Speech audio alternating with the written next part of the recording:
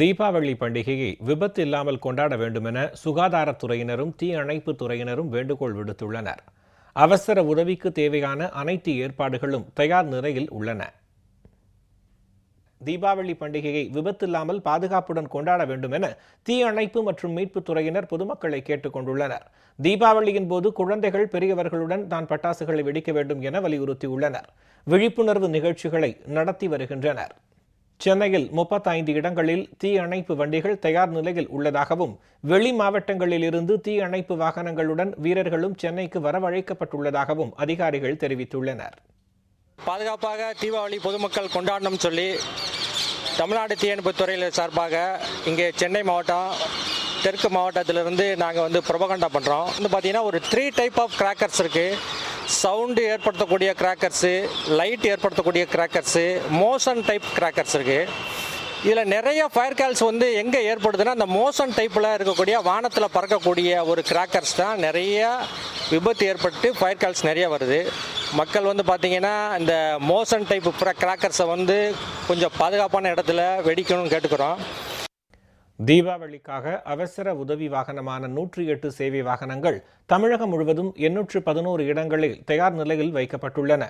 108 சேவை சார்பில் விபத்தில்லா தீபாவளி கொண்டாட வலியுறுத்தி பொதுமக்களுக்கு பிரசுரங்கள் வழங்கப்பட்டன. மாண்புமிகு தமிழ்நாடு முதலமைச்சர் அவர்களுடைய ஆணைக்கிணங்க ஒவ்வொரு ஆண்டும் தீபாவளி அன்று 108 அவசரகால சேவை மற்றும் 104 மருத்துவ உதவி சேவையில் பல்வேறு முன்னேற்பாடுகளை செய்து வருகிறோம்.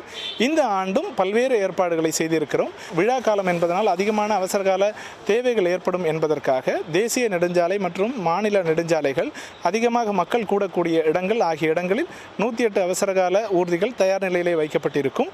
மேலும் அதிகமான அழைப்புகள் வரக்கூடும் என்பதனால் அந்த அழைப்புகளுடைய கொள்திறன் அதிகரிக்க கையாளுவதற்காக 108 மைய கட்டுப்பாட்டறையிலும் அதிகமான பணியாளர்களோடு தயார் நிலையிலே இருக்கும். இதன் மூலமாக அவசர அழைப்புகள் வரும்பொழுது உடனடியாக நம்மால் விரைந்து செயல்படுவதற்கு இது மிக பயனுள்ளதாக இருக்கும். சென்னை கீழ்ப்பாக்கம் அரசு மருத்துவக் கல்லூரி மருத்துவமனையில் தீக்காயத்திற்கு உடனடி சிகிச்சை அளிக்கும் வகையில் 10 படுக்கைகள் கொண்ட தனிப்பிரிவு ஏற்படுத்தப்பட்டுள்ளது.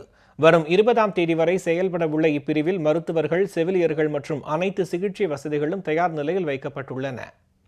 இங்கே தீக்காயத்துக்கு வேண்டிய அனைத்து மருந்துகளும் உபகரணங்களும் அனைத்தும் இங்கே இருக்கிறது. அதனால் யாருக்காவது தீக்காயம் இல்லை பட்டாசுனால் தீக்காயம் ஏற்பட்டால் இந்த வார்டில் ஸ்பெஷலாக வந்த உடனே ட்ரீட்மெண்ட் பண்ணி அனைத்து சேவைகளும் செய்யப்படுகிறது. இது 24 மணி நேரம் செயல்படுகின்றது.